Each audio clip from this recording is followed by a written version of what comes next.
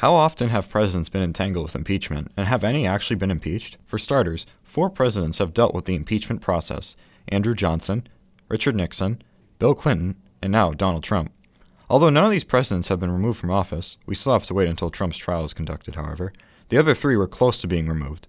First, Andrew Johnson, who took over for Lincoln after his assassination, came extremely close to being removed in 1868. Johnson was notorious for clashing with Congress over how the U.S. would rebuild the South after the Civil War. The House initiated the impeachment over one of his many vetoes.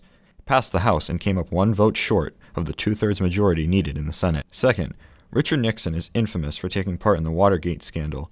Named after the Watergate Hotel in Washington, D.C., burglars with connections to Nixon's re-election campaign broke into the Democratic headquarters to wiretap rooms and take pictures of party documents.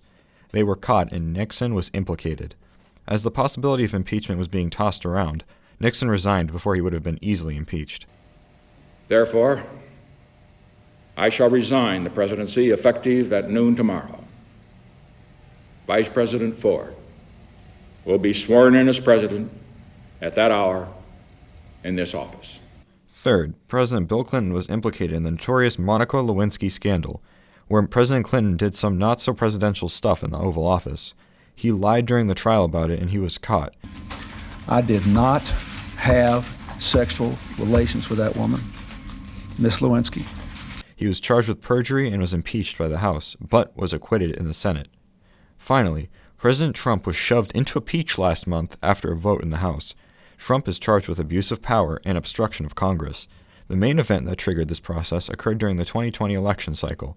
Trump allegedly withheld military aid to Ukrainian President Zelensky to pressure him into investigating his political rival, Joe Biden. The trial in the Senate has yet to begin, but it will probably start sometime in January. This has been Andrew LaRossi. Back to you in the studio.